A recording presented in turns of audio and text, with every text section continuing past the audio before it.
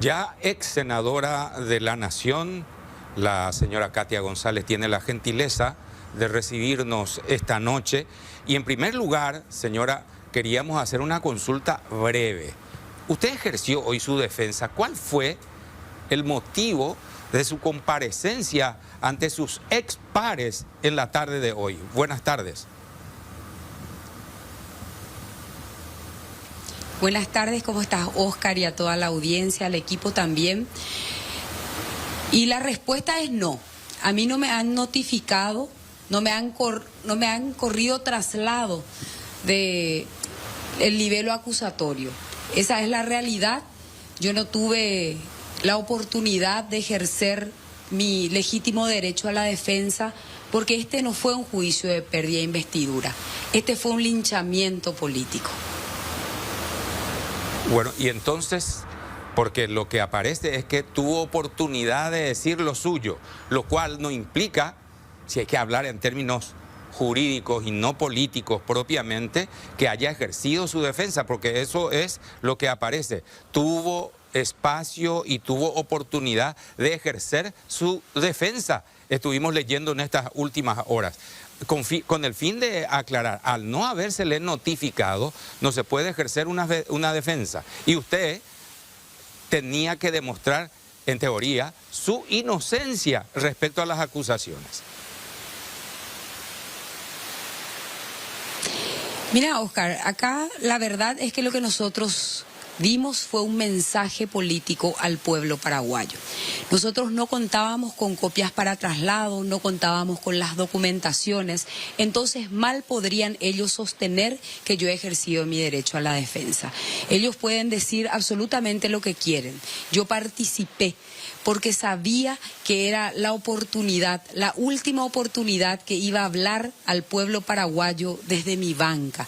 Y lo que hice fue un mensaje político, de manera tal a que se pueda tener en cuenta en una lectura reflexiva por parte de la sociedad paraguaya de lo que está ocurriendo. Esto fue mucho más que el pedido de pérdida de investidura de Katia González. Hoy se inicia un plan, porque ellos tienen un plan y vienen por todos. Y era importante reflexionar acerca de la agonía de nuestra incipiente democracia en manos de una horda liderada por un narcopatrón.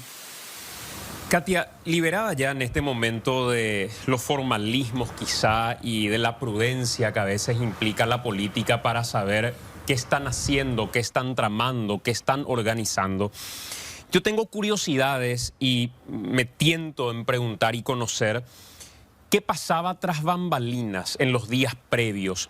¿Cómo fueron articulando esto? ¿De quién nace la idea? ¿Cómo nace la idea? ¿Dónde nace la idea? ¿Y en qué momento, si existió un quiebre, porque esa fue la primera versión de pasillo, que supuestamente estaban divididas las voces en Honor Colorado, en qué momento se logra torcer inclusive voces que eran disidentes dentro del propio sector que veía esto como un abuso quizá a una figura que les puede venir mañana como un boomerang? ¿Qué se hablaba tras bambalinas, Katia? Esa es la curiosidad que tengo. Bueno, este plan estuvo diseñado de manera milimétrica y ya lleva algún tiempo de gestación. Esto se decidió en el quincho del señor Horacio Cartes, presidente de la Asociación Nacional Republicana. Esto tenía, y de hecho que nos confirma hoy las circunstancias que vivimos, esto no había posibilidad alguna ni de negociación, ni de buscar alguna situación o alguna salida, o ni siquiera cumplir el reglamento. Entonces, poco se puede hablar de lo que pasó en estos días, porque realmente, en primer lugar, yo estaba con una medida de fuerza, porque justamente revelando ese plan, el próximo paso es empezar a tocar nuestra Constitución Nacional. Aparentemente con un tema secundario, un tema baladí, que no impacta mucho, pero es el termómetro que va a usar el cartismo para continuar con reformas que realmente beneficien a su sector político, a su sector económico y convertir realmente al Estado en parte del circuito de poder que necesitan para consolidar sus estructuras y sus fortunas mal habidas. Entonces yo no desconozco si hubo algún quiebre en algún momento.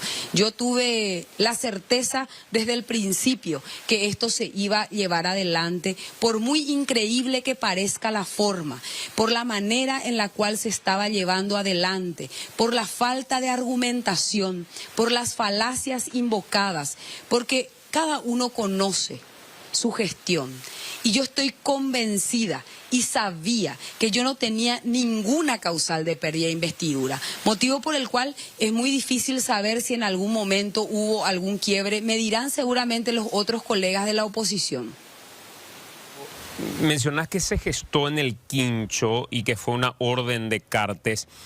¿Cuál fue el rol que tuvo el presidente de la República, Santiago Peña, que recibió la visita de algunos legisladores que estaban promoviendo esta pérdida de investidura, aunque supuestamente en términos formales el motivo de la reunión era otro?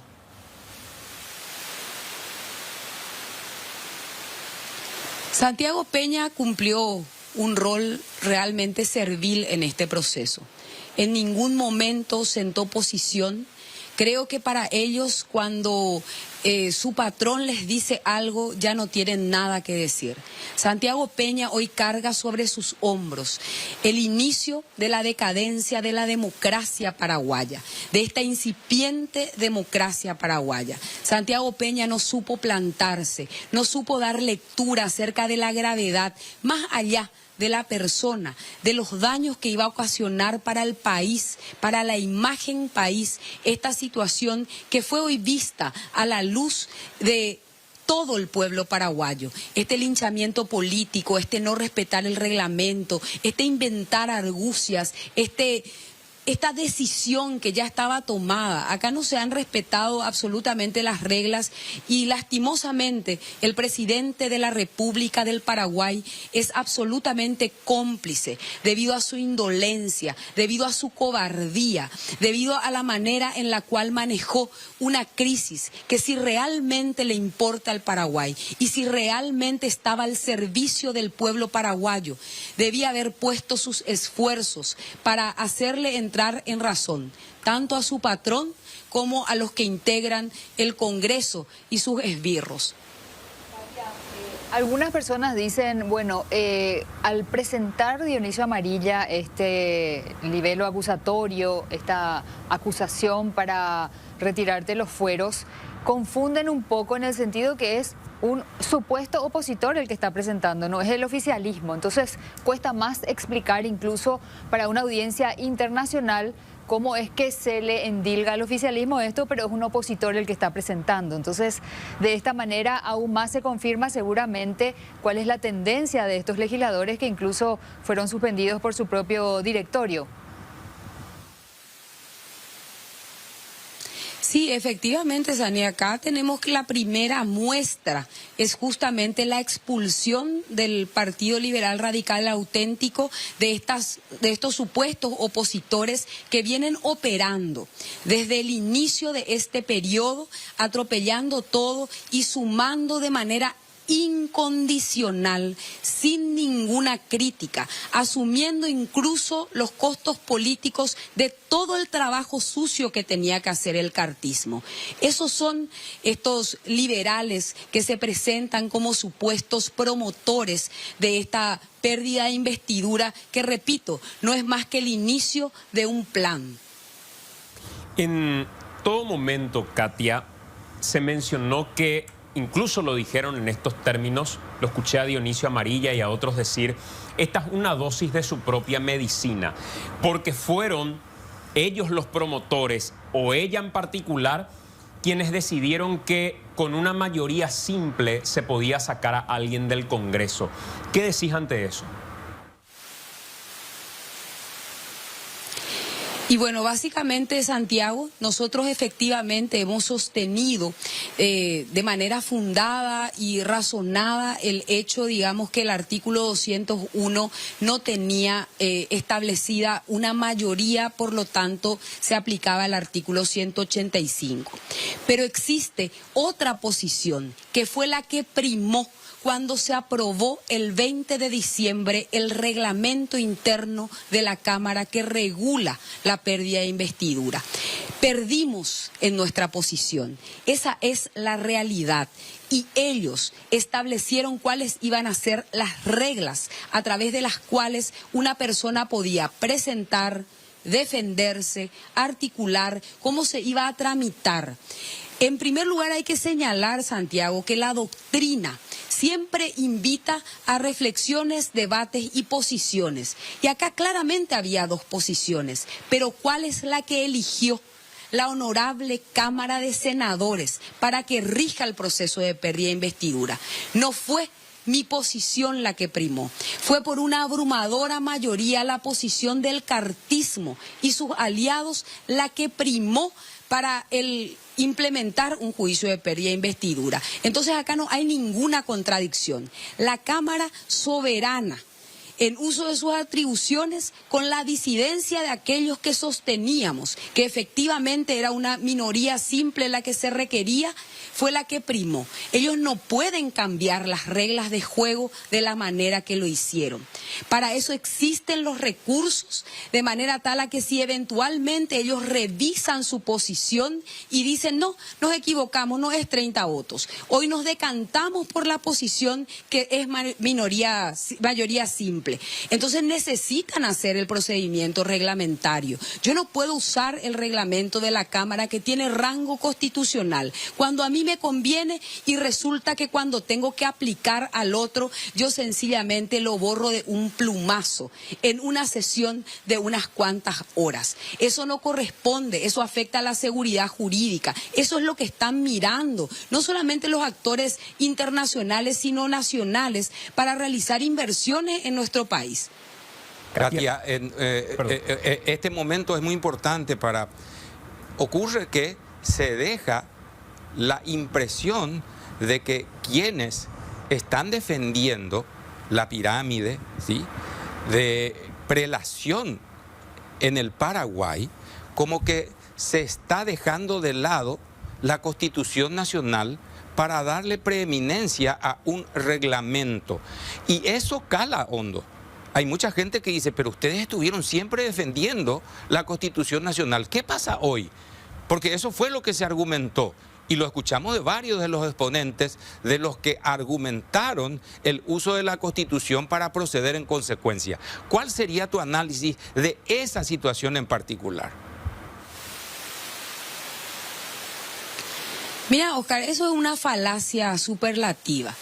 La única institución, según nuestra Constitución Nacional, que puede interpretar las normas es la Corte Suprema de Justicia.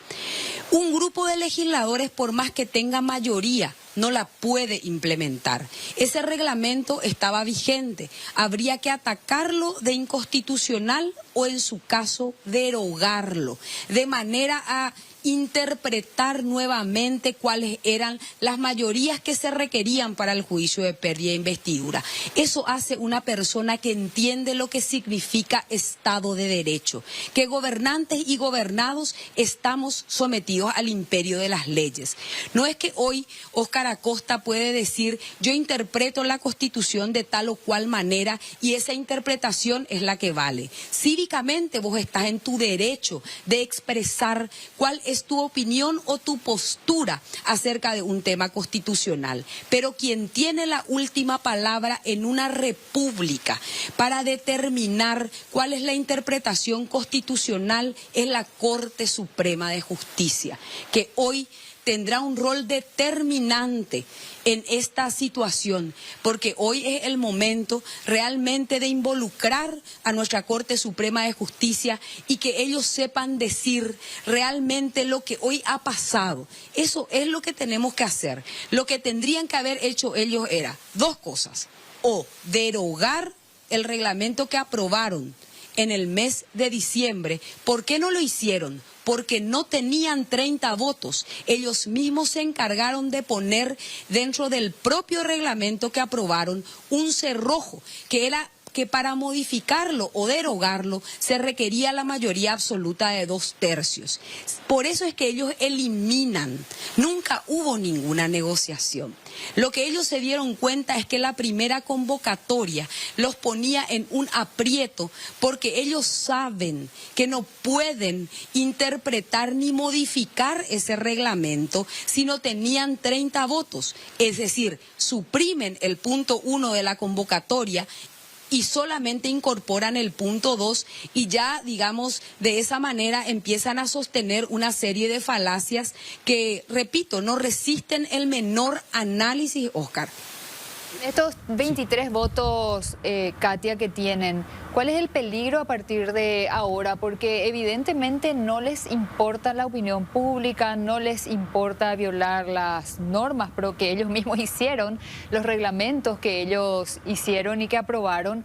Entonces, ¿cuál es el peligro de tanto los votos oficialistas como quienes son leales?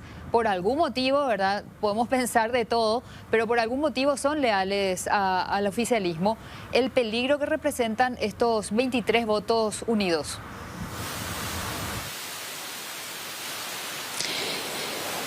En realidad, el peligro para la República es superlativo. No solamente por la manera temeraria en la cual desarrollaron este procedimiento, sino además porque han extorsionado, han liquidado, han menguado toda posibilidad de consenso. Y ese consenso es necesario en una democracia. Ese consenso es lo que hace que se robustezca justamente nuestra ciudadanía. Ese consenso es el que hace que podamos trabajar por la gente que nos necesita. El peligro es que realmente ellos empiecen a echar a mansalva a todos aquellos que no se alineen. Esta mayoría de 23 votos, ellos pueden hoy ir por otras personas. De hecho, que ya hay indicios de quiénes serán los próximos. Entonces, todo aquel que no se alinee a sus antojos, porque estos son antojos, que se opongan o levanten la voz, porque esta es una soberbia realmente inexplicable. Ellos tenían mayoría, esta mayoría ellos ya la tienen, ya la tenían. Venían aprobando leyes en 2 horas, venían realizando y sorteando toda una agenda que era impuesta desde el Ejecutivo, anulando absolutamente el rol contralor del Congreso. Una de las cuestiones que entiendo yo que tienen como objetivo es justamente disminuir la capacidad que tiene el Congreso de ejercer control, iniciar este proceso de autodestrucción que empieza conmigo, de manera tal que enmienda tras enmienda se vaya introduciendo justamente un mayor poder concentrado en el Ejecutivo, porque esa es la línea de copamiento que ahí han implementado. No olvidemos el juramento de Alicia Pucheta, no olvidemos la aprobación de la superintendencia en 2 sesiones en unas cuantas horas, no olvidemos la aprobación de la Dirección Nacional de Ingresos Tributarios con un dictamen de la Comisión de Equidad y Género. No olvidemos todas las cosas que han atropellado hasta este momento y lo seguirán haciendo si el pueblo no resiste, si el pueblo no se levanta. Y después vendrán por los trabajadores, por los enfermeros, por los docentes, por los periodistas. Cometerán todo tipo de atropello porque así se inició el proceso de deterioro en Venezuela. Así se inició el proceso de deterioro en Ecuador. No olvidemos el discurso que hoy están manteniendo, donde están diciendo que la sociedad civil no puede organizarse en organizaciones no gubernamentales, que la sociedad civil no puede decir a la ciudadanía: yo me reúno en torno a un tema que resulta de mi interés, sea democracia, sea mujer, sea salud, sea educación. Ellos están anulando a la sociedad civil y ese es el plan. El plan es un copamiento absoluto del Estado. Este es el retorno de un neoestronismo. Yo no sé, a mí no me mataron hoy, porque probablemente hubiese resultado mucho más burda la maniobra. Pretenden ponerme en una agonía cívica aleccionadora para todos aquellos que no se alineen, para todos aquellos que no bajen la voz, para todos aquellos los que como hoy, cuando hablábamos, bajaban los ojos y agachaban la cabeza, arrodillados ante este plan que nos convierte y consolida el crimen organizado, este narcoestado al cual nos están llevando. Una cuestión que quiero hilar con algo que decías anteriormente, Katia. Decías la gente que baja la mirada y que estaba como que desconcertada. A mí no me sale de la cabeza lo que ocurrió con Beto Ovelar, porque me sorprende que el presidente de un poder del Estado prefiera callar y que tenga miedo. Eso me perturba, y sobre todo sabiendo que Ovelar ha mantenido una conducta respecto a la pérdida de investidura y hoy ha claudicado. Mi pregunta es, ¿por qué otros actores han decidido callar? Decía Martin Luther King que no le preocupaba el grito de los violentos, ni de los deshonestos, ni de los corruptos. Lo que sí le preocupaba era el silencio de los buenos. Y hoy es como que eso se notó. ¿Miedo a qué? ¿Qué pasó ahí, Katia?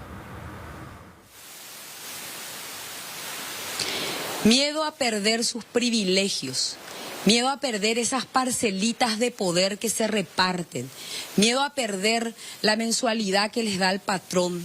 Miedo a perder a sus operadores políticos. Miedo a perder a sus nepo babies. Hay muchos miedos que hoy realmente nos confrontaron de manera muy abierta, Santiago. Ese miedo también a que el expediente que tiene el patrón para procesarlo salga a la luz.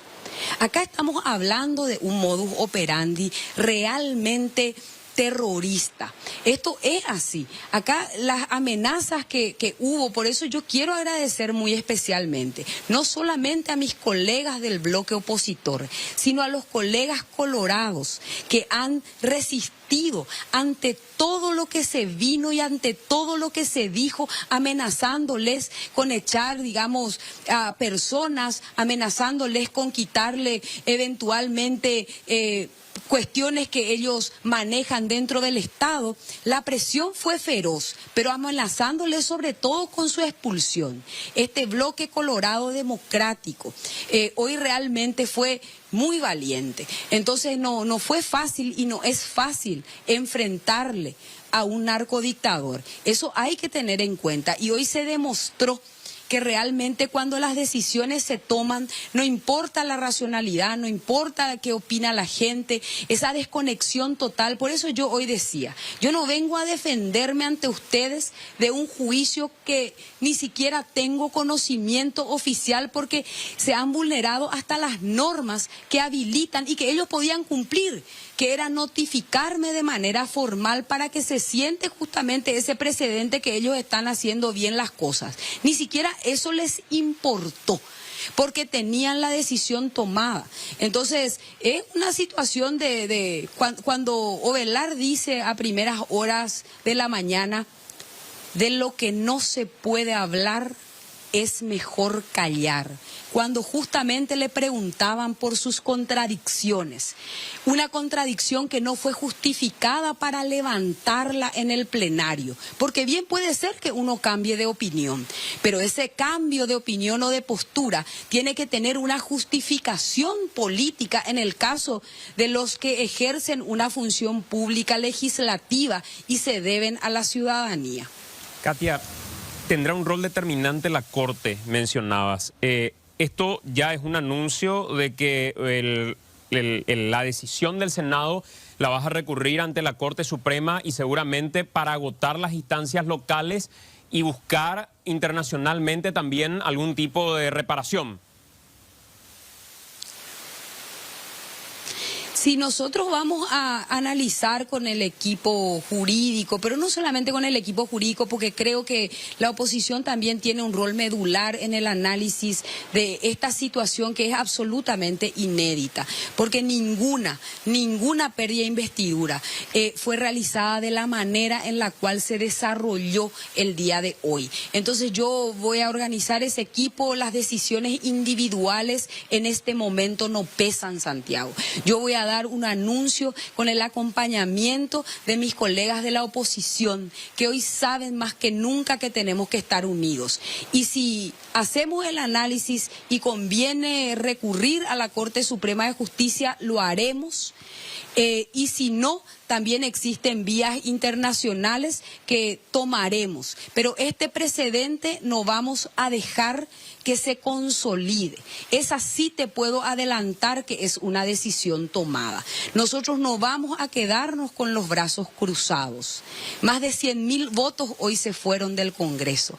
Votos que fueron pisoteados, que fueron realmente señalados de una manera muy vil y cobarde, demostrando la debilidad de este gobierno, porque ellos no son poderosos con los que hicieron. Han demostrado ser cobardes, han demostrado que no les temen al pueblo paraguayo. Entonces nosotros vamos a tomar acciones, es lo que te puedo decir, y si utilizamos la vía de la Corte Suprema de Justicia o directamente la vía internacional por en primer lugar, la urgencia y la magnitud del caso y por también situaciones que ojalá no se den. Ojalá que la Corte Suprema de Justicia otorgue un remedio pronto ante esta violación abierta del Estado de Derecho y no que encajone un expediente para que dentro de 5, 6 o 10 años emitan una opinión cuando es absolutamente infructuosa ya la opinión de nuestra Corte. Yo hoy le pido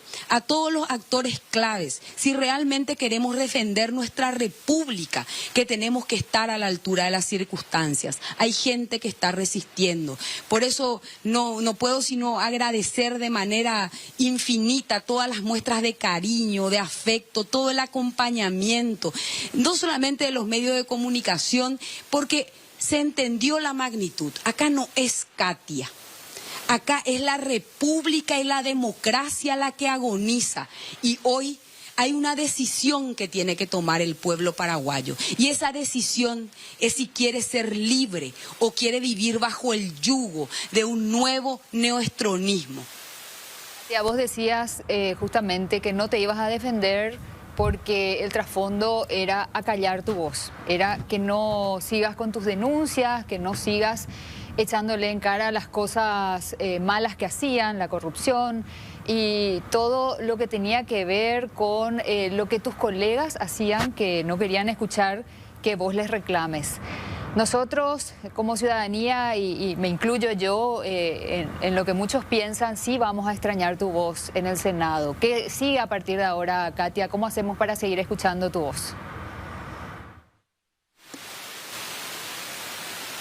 Bueno, antes que nada, muchas gracias por esas palabras, Ani. Yo sé que esto, digamos, yo tengo que hacer un proceso introspectivo, tengo que evaluar la situación, no tengo que reflexionar acerca de qué rol voy a cumplir a partir de ahora, pero lo único que les puedo garantizar, que esta voz no se va a callar, que esta voz no se va a apagar, porque creo que tengo una responsabilidad también con mi país, con las nuevas generaciones, con los queridos colegas que hoy quedan resistiendo, tengo una responsabilidad demasiado grande y yo voy a continuar escribiendo, voy a continuar comunicando, voy a continuar poniéndome a disposición una vez que recupere mis fuerzas, porque yo creo que en este momento es necesario también una reflexión.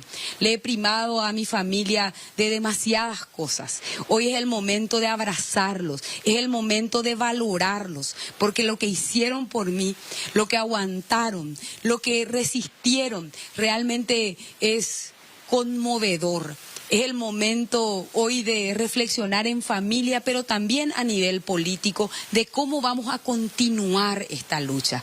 Pero quiero garantizar al pueblo paraguayo que hoy y siempre vamos a ser esa voz que taladre en el oído de esos capomafiosos que hoy pretendieron silenciarme. no me han matado físicamente, decidieron esta agonía cívica. Y hoy voy a ir a todos los rincones del Paraguay a decirle a la gente, tenemos que resistir, porque este no es el Paraguay que nos merecemos. El Paraguay que nos merecemos es un Paraguay pujante, que no esté al servicio de narcotraficantes. El Congreso que merecemos no es el Congreso de un abogado con título falso, no es el Congreso de legisladores que meten a sus hijos y a toda su parentela, no es el Congreso que hoy están proyectando un grupo minoritario, porque tendrán 23 votos, pero no son mayoría, y eso el pueblo paraguayo va a empezar a entender. Perdón, no quiero dejar pasar, esto me parece muy importante y relevante. Si bien puede parecer una cuestión preclusa, si bien podía parecer una decisión ya tomada independientemente a la calidad o no de los argumentos, hoy decía en radio, yo creo que sí, Katia tiene que explicar la cuestión de Soledad Blanco, tiene que explicar si trabajó o no trabajó, yo creo que tiene que explicar el policía en cuestión que fue parte también del libelo acusatorio, porque si no, en la silla vacía lo que queda es la versión respecto a que esa fue una conducta irregular no explicada porque no había argumentos para rebatir. No, de hecho que mis colegas saben y conocen, no es gratuito tampoco el hecho de que un grupo de colegas haya salido en defensa de esta situación. Ellos no iban a dar la cara si aquí existía un ápice de irregularidades. En cuanto a los funcionarios que fueron mencionados en este supuesto libelo acusatorio, es importante señalar que yo no andaba por la vida y por los pasillos del Congreso Nacional haciendo tráfico de influencias, que todos aquellos actos que han sido realizados desde mi despacho han sido refrendados por el presidente del Congreso Nacional. Nunca he cometido ningún hecho irregular. Nunca he avalado ningún tipo de documentos de contenido falso ni de relaciones que no se condigan con el ejercicio armónico e institucional. Yo con muchísimo gusto voy a ir a los programas de ustedes posteriormente y cuando tenga acceso realmente a los datos que supuestamente ellos señalan como irregulares para explicar punto por punto. Pero en este momento, Santiago, lo importante no era el hecho por el cual se estaba llevando adelante una pérdida de investidura. Nosotros consideramos mucho más importante señalar de qué se estaba hablando hoy en el Congreso con esta pérdida de investidura. Nosotros no pudimos realmente y no quisimos invertir el tiempo siguiendo el relato de estos capos mafiosos, porque eso era lo que ellos querían, que nosotros entremos en la planilla, en las disposiciones, en el punto, en la coma, de manera tal a desgastar el argumento principal. Acá ya se tenían los votos. ¿De qué hubiese servido, Santiago, que yo eventualmente pudiera refutar las situaciones que ellos señalaban como irregulares?